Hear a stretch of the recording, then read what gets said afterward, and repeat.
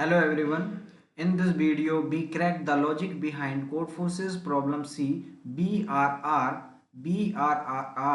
Patapim from the latest contest. Watch as the reconstruct the hidden permutation from a tricky grid using smart observation and Zor magic. So the problem statement is BRR Patapim is trying to learn of the secret passcode, which is a permutation of two n elements.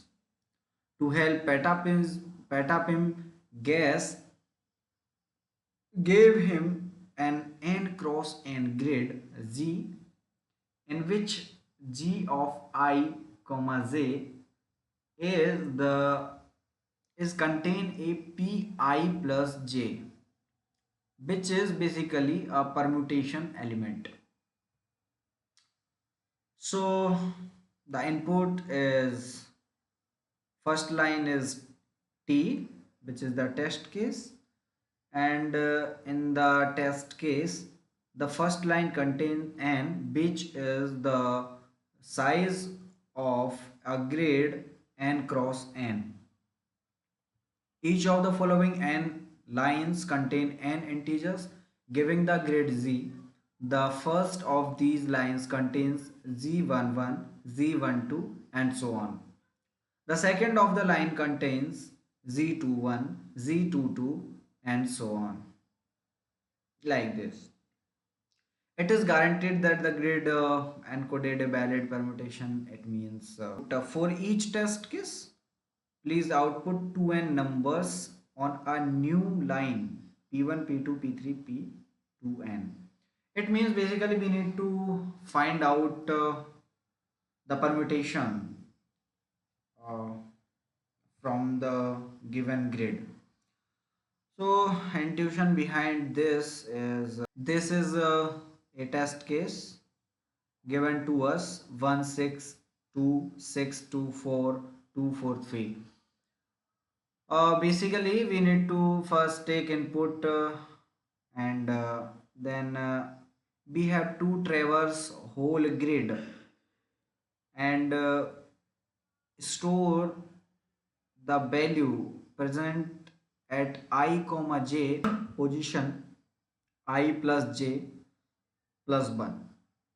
It means if I equals to 0 and j equals to 0, it means I am at the 0 comma 0 index. Basically the grid it will contain, it is 0 weight based indexing.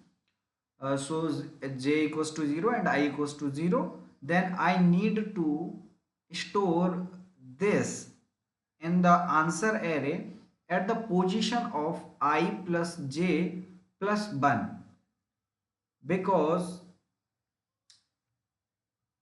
we are just storing this in the answer array at the 1 indexing based. So here while I am traversing this array, while I equals to 0 and j equals to 0, then at the first position it will turn to 1. Then while j equals to 1, I equals to 0, then at this position ARR of I is 0 comma j, it means 6, store 6 here, then 2 here, then this position is I equals 1 and j equals to also 1. So now similarly for all, and while I equals to 1 and j equals to 3, so at the position this is 4, and while I equals to 2 and j equals to 2. So at the position 5th it is 3. Now the second step is to find out what element will come at this index.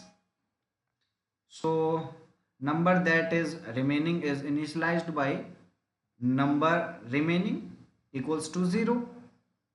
And how we will find out that number is we will traversing the whole answer array and taking XOR and again traversing through a loop from I equals to 1 to I less than equals to 2 into n and taking XOR with I.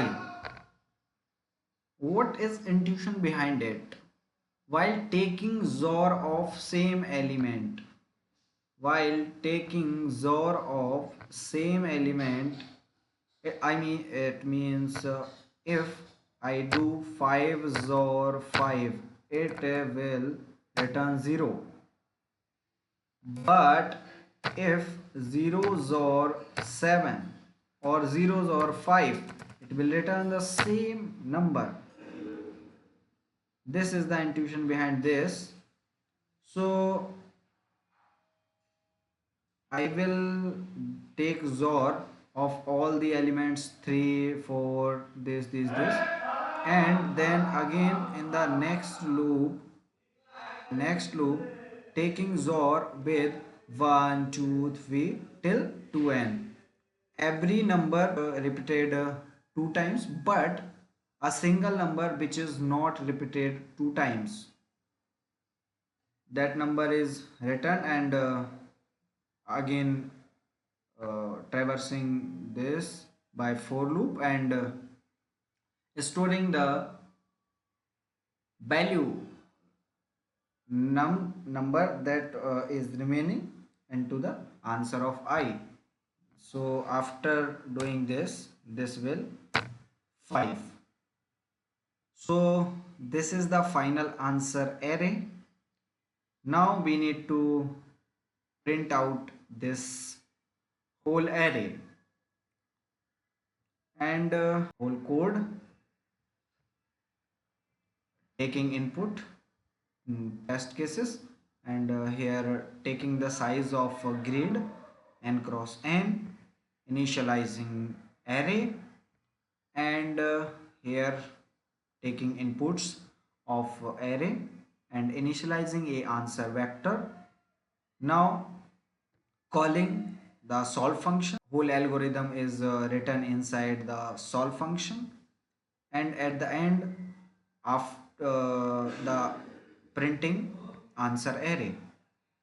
And here the what is inside the solve function, this is the step 1, traversing the grid and storing the values into the answer array and in the second step finding the number that is remaining and here another method to finding the remaining number is the mathematical approach n plus 1 by 2 approach we can do for the uh, doing uh, replacing this by the summation and here also doing summation and taking the difference of both summations will give you the number that is remaining and then this is the final step in which storing the remaining number into the answer array.